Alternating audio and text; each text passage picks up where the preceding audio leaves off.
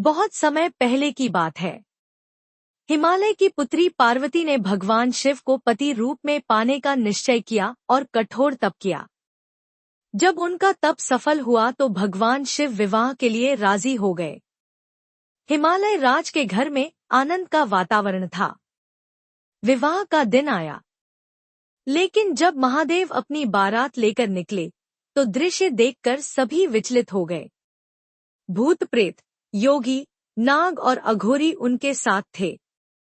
स्वयं शिवजी का रूप भी अत्यंत विचित्र था। शरीर पर भस्म, गले में सर्प और आंखों में भयंकर ज्वाला। जब यह भयानक बारात हिमालय के द्वार पर पहुंची तो राजा, रानियां, स्त्रियां और बालक सभी भय से कांप उठे। कोई कह रहा था, क्या यही वर है? हमारी पार्वती का विवाह ऐसे योगी से कैसे होगा? यह देखकर पार्वती जी ने मन में निश्चय किया। वे जानती थी कि उनके प्रभु का वास्तविक स्वरूप कैसा है, करुणामयी, कल्याणकारी और सौम्य। उन्होंने ध्यान लगाया और उसी ध्यान से उनके भीतर से एक दिव्य आभा फूट पड़ी। अचानक वे मां चंद्रघंटा के रूप में प्रकट हुईं।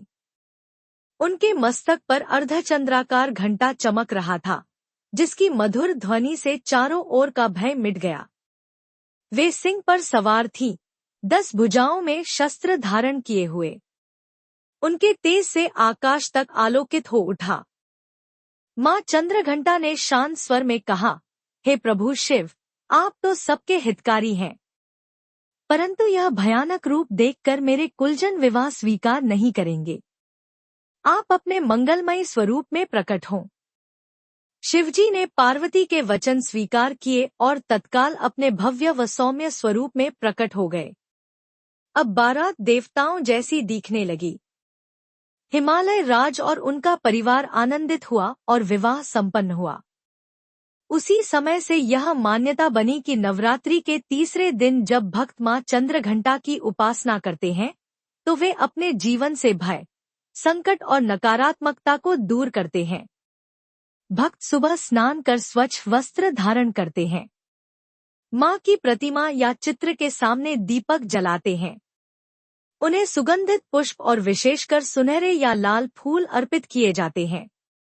माना जाता है कि दूध और उससे बने प्रसाद, खीर या मिष्ठान मां को अत्यंत प्रिय है, इसलिए भक्त उनका भोग लगाते हैं।